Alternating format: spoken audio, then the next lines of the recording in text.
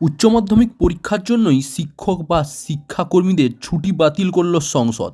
তাই উচ্চ মাধ্যমিক চলাকালীন ছুটি নিতে পারবেন না শিক্ষক শিক্ষিকারা।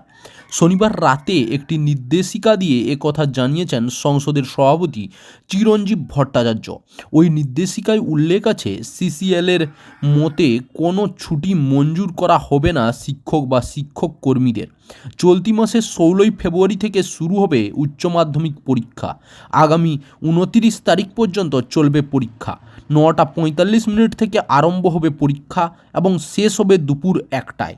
উচ্চ মাধ্যমিকের মাঝে একই সঙ্গে হবে একাদশ শ্রেণীর ফাইনাল পরীক্ষাও।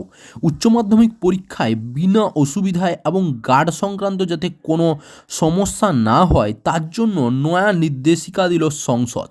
যদি কোনো মেডিকেল ইমার্জেন্সি বা মাতৃত্বকালীন ছুটির প্রয়োজন হয়, সেক্ষেত্রে সংশ্লিষ্ট ডিআই মারফত সংসদকে আগে জানাতে হবে সেই ছুটির কথা।